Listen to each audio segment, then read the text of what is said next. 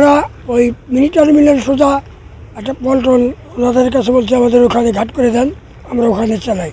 ওনারা আশ্বাস দিচ্ছে কিন্তু কার্যক্রম তো দেখতেছি না।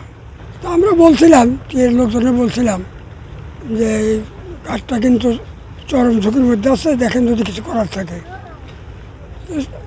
এই অবস্থায় গতকাল বেলা 2টার দিকে সম্পূর্ণ ঘাট বিলীন হয়ে গেল।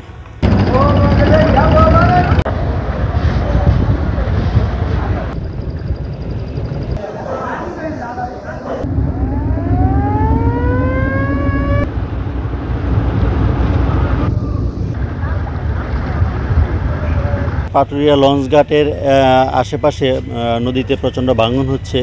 এই ভাঙনের সংবাদ পেয়ে আমরা দ্রুত ঘটনাস্থল পরিদর্শন করি এবং একই সাথে বিআইডব্লিউটিএ এবং পানি উন্নয়ন বোর্ড তারাও পরিদর্শন করে এখানে গভীরতা পরিমাপ করে এবং জেলা প্রশাসক মহোদয়কে অবহিত করার পর এটি দ্রুত গতিতে বিআইডব্লিউটিএ জিও ব্যাগের ব্যবস্থা করে এবং এই জিও ব্যাগগুলো খুব দ্রুতই বালি ভর্তি করে এখানে ফেলা হবে, যাতে করে ভাঙনটি আর না বাড়ে এবং পাটুরিয়া লঞ্চঘাট এবং পন্টন এবং এখানে যে সুরক্ষা পিলার রয়েছে সেগুলো সুরক্ষিত থাকে এবং যাতে ভাঙন তীব্রতর না হয়। পাহাড়ি ঢলে আসলে যমুনা নদী এবং পদ্মা নদী পানি বৃদ্ধি পায়, স্রোত বৃদ্ধি পেয়েছে, যার ফলে এখানটি ভাঙন শুরু হয়েছে।